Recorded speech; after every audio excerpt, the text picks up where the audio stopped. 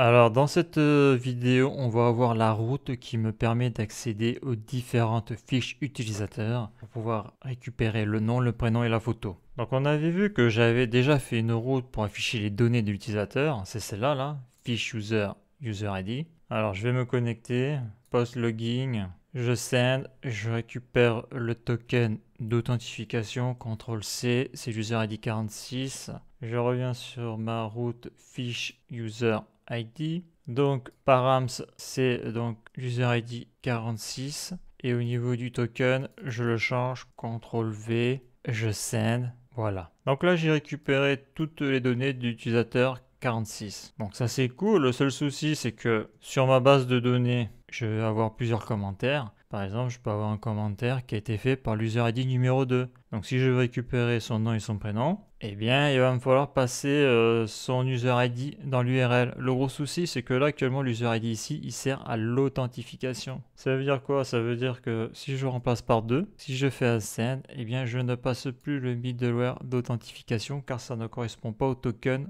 que j'envoie ici, là, dans la requête, là, dans le bearer. Voilà, donc là, ici, je suis obligé de laisser 46, hein, c'est pour l'authentification. Et donc, si je veux pouvoir récupérer la fiche d'un autre user ID, eh bien ici, là, il va falloir que je rajoute, par exemple, l'user ID 2. Donc là, bien sûr, si je clique sur Send, bah, ça ne marche plus parce que il n'y a pas la route sur le backend et le contrôleur n'attend pas ça. Ça ne peut que planter, d'ailleurs, il y a écrit cannot get, etc.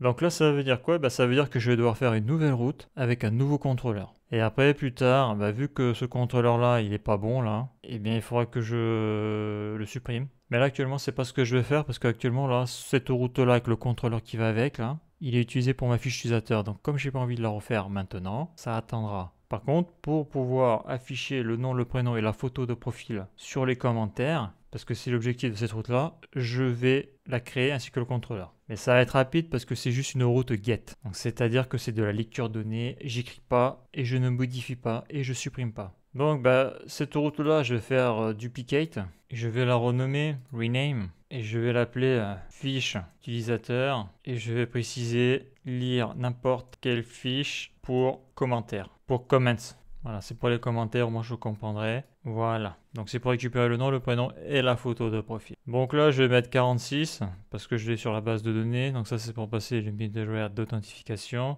Le token, il a dû le copier, c'est bon. Donc là, je vais rajouter l'user ID que je vais récupérer. Donc là, je vais marquer 2 en dur. Le body, il n'y a rien, donc tout est bon là. Je fais save. Donc là, il y a le backend. Si je fais une requête, ça fait quoi? Voilà, error 404. On voit ici l'URL, ok. Donc je vais sur app.js.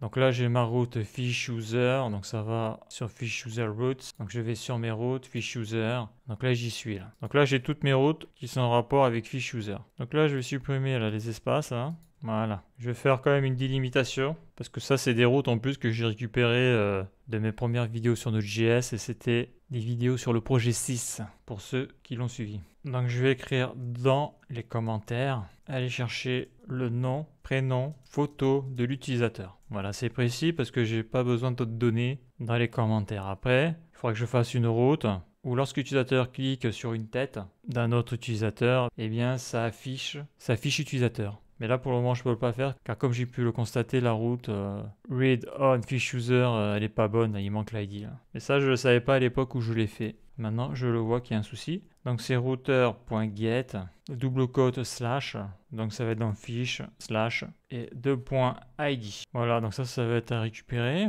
Donc après, le middleware d'authentification à passer, hein, route protégée, qui nécessite l'user ID que je passe dans l'URL. Et après, je vais créer le contrôleur. Je vais l'appeler read fiche user. J'aurais marqué comment parce que c'est vraiment spécialisé pour les commentaires.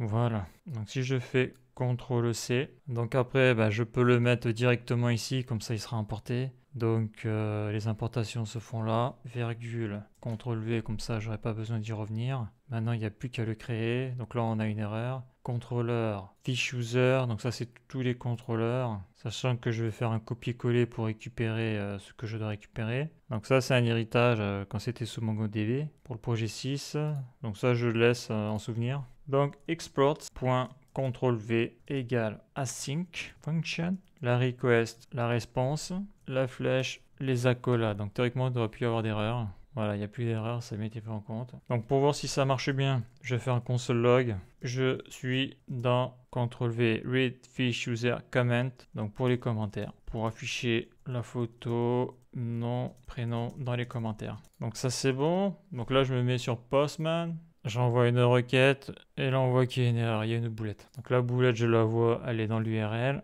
J'ai mis un 2 ici alors que le 2 il n'est pas ici, il est là. Je fais un send. Ouais alors attends, là je me suis trompé de route là. Fiche user, c'est bon. Je fais un send, j'ai pas le bon token. Ok, login. Je fais un send, je récupère, CTRL C. Je me mets sur la bonne route. Lire n'importe quelle fiche pour comments. Pourtant j'ai fait un duplicate, bizarre. Authorization. J'écrase le vieux token, je fais un send, ça marche. Donc je passe le middleware d'authentification. Je suis dans Read Fiche User Comments pour afficher la photo, nom, prénom et commentaire. Donc là, je suis au bon endroit, super. Donc maintenant, il va falloir que je fasse un copier-coller de ce que j'ai déjà fait. Donc Read One Fiche User, par exemple.